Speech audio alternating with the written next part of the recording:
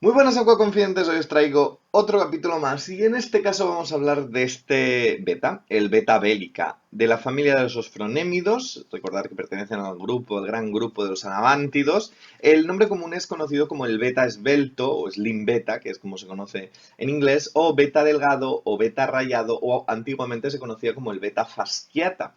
Es un beta bastante desconocido, pero que también creo que tiene una coloración increíble. Los ejemplares criados en cautividad tienen menos coloración, pero sí que es cierto que este beta en estado salvaje tiene unas tonalidades de azul, rojo, lila increíbles. El descubridor fue Sauvage en 1884 y la distribución de estos betas los encontramos evidentemente en el continente asiático.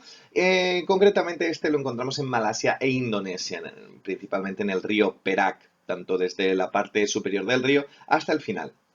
Los hábitats son lugares, zonas pantanosas, remansos del río, sin movimiento de aguas, con bastante cantidad de turba, con bastante cantidad de materia en descomposición en los fondos y también se encuentra incluso en los típicos lindes superpoblados de vegetación del sudeste asiático, bosques pantanosos, con muchísima cantidad de ramas, son aguas muy tintadas, son unos lugares bastante interesantes a nivel de fauna. La temperatura son unos beta con unos aguantes de temperatura bastante elevados, es decir, la temperatura la podemos calificar como bastante caliente, de entre 24 a 30 grados sería lo recomendable para estos betas. Por lo tanto, temperaturas más tirando a 26, 27, 28 que no tirando a 23, 24, 25. El tamaño máximo también es un beta que se disfruta también por el tamaño, porque son unos beta que pueden crecer hasta los 13 centímetros, una variación entre 10 a 13 centímetros, por lo tanto es un animal grande, es un animal que necesita espacio y es un animal que vamos a necesitar mínimo 80 litros para que él se pueda nadar correctamente y pueda, estamos hablando de 80 litros, una pareja, un trío, con un macho y dos hembras, entonces unos tamaños de acuario de 80 litros. No es un pez que yo recomendaría para poner en un acuario comunitario, evidentemente, es un pez que va a ir a picar aletas si tienes guppies, que va a ir a perseguir si tienes peces que se parezcan a nivel de mucha coloración. Por lo tanto, este tipo de pez, lo recomendable sería mantenerlo o solo o con familias afines, es decir, podemos hacer incluso un acuario temático concreto de biótopo del sudeste asiático, de Malasia, de Indonesia, de las típicas islas de Indonesia, con algún tipo de gurami chocolate, combina muy bien y se aceptan muy bien, o con algún tipo de gurami de la familia Trichogaster, el Eri, etcétera, etcétera, etcétera. Entonces, a nivel de combinación, siempre y cuando lo combinemos con guramis anabántidos, con cierta prudencia, que no sean excesivamente grandes, no vamos a tener ningún problema. Y si lo combinamos con otros peces de menor tamaño, de mayor colorido, con colas más grandes, vamos a tener problemas. No es fácilmente combinable con carácidos, no es fácilmente combinable con ciprínidos. ¿Cómo vamos a decorar el acuario? Yo os aconsejaría un sustrato arenoso, granulometría fina, no arena, sino más bien un grano fino, que en un grano que no corte. Muchísima utilización de la planta, pensar que viven en zonas superpobladas de vegetación. Podemos poner Taxiphyllum, podemos poner Cryptocorines, Microsorum, todo este tipo de plantas. Y yo recomendaría también poner zonas de vegetación flotante, pensar que donde viven en sus hábitats hay mucha cantidad de sombra en la parte de arriba del río y hay mucha cantidad de hojas que caen de los árboles, por lo tanto es indispensable o es muy recomendable la vegetación flotante. No lo pondría en toda la parte, es decir, no pondría algún tipo de vegetación de estas que tapizan completamente y hacen una tapa, una alfombra en la superficie, porque necesitan evidentemente subir a la superficie de vez en cuando a tomar aire, sino más bien un limnobium, una cosa de estas que sean grandes y que permitan también ocultarse y que no sean excesivamente de propagación en la superficie.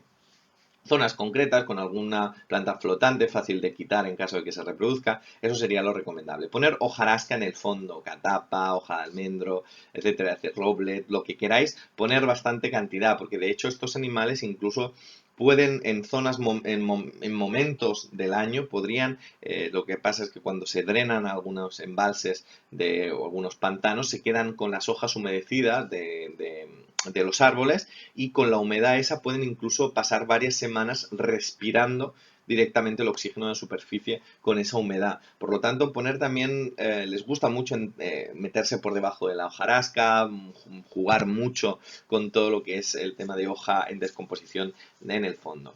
En este caso, el beta bélica no es un beta que necesite una amplia aireación, ya sabéis que suben arriba con bastante facilidad, así que mientras tenga la tapa bastante elevada para que no se ahogue, no habría ningún tipo de problema. Podéis poner escondites, raíces, huecos, rocas. Eso sí, lo que es muy importante es que entendáis que todos estos betas tienen esta forma de bala, esta forma alargada, porque son expertos saltadores. De hecho, es que comen al vuelo algunos mosquitos o algunas moscas. Por lo tanto, el acuario siempre vamos a tenerlo tapado. Este beta puede perfectamente saltar casi el medio metro.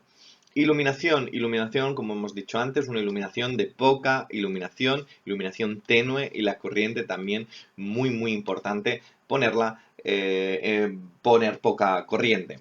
En este caso yo recomendaría poner taninos, agradecen muchísimo los taninos, ayudan muchísimo los taninos. Si ponemos hojas de catapa o algún tipo de manglar de tronco, siempre van a ver taninos, pero es importante, yo creo. Además se sienten mucho más cómodos, se sienten más en armonía con su conducta natural, y es muy recomendable. Estos animales también aguantan bastante y necesitan bastante los pHs ligeramente ácidos y las aguas blandas. Es por tanto que yo recomendaría pues hacer cambios de agua a través de la osmosis. Es bastante recomendable. Los parámetros, este beta en momentos puntuales y en sitios puntuales pueden llegar, por el tema de la acidificación de los troncos y la materia en descomposición de las zonas del sudeste asiático, pueden incluso a vivir con unos pHs de 3.7, 4, son aguas hiperácidas.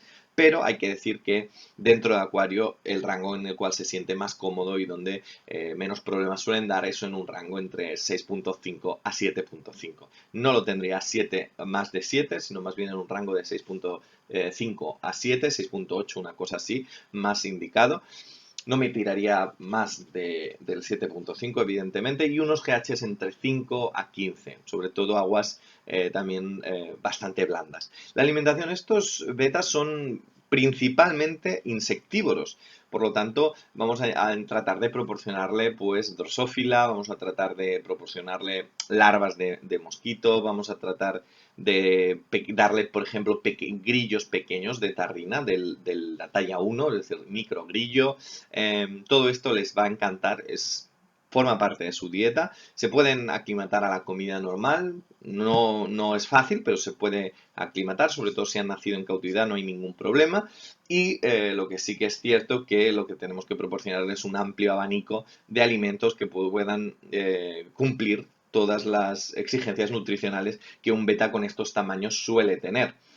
También es cierto que es un beta muy voraz, suele comer muchísimo, suele sobrealimentarse con facilidad, suele coger peso con facilidad y suele tender bastante a la obesidad. Por lo tanto, también no le vamos a dar tenebrios ni cosas extremadamente grasas. Es decir, vamos a tratar de tener una dieta equilibrada entre los insectos que le vamos dando, o las larvas que le vamos dando, la artemia que le vamos dando para compensar, etcétera. El temperamento no es una especie extremadamente agresiva como pueden ser los beta splendens o otro tipo de beta, que sí que es cierto que suelen ser mucho más agresivos intraespecíficamente.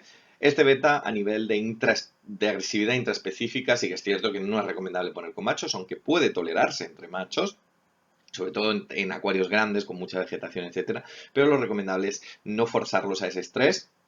Poner una pareja, poner un macho y 2 hembras, un macho y 3 hembras, es totalmente viable. Es un animal que también tampoco tiene una tendencia a matar a otras especies, interespecíficamente tampoco tiene una agresividad remarcable, pero sí que es cierto que es un pez que picará aletas, es un pez que de vez en cuando marcará, o sea, es un pez que no es aconsejable para un acuario comunitario de salón.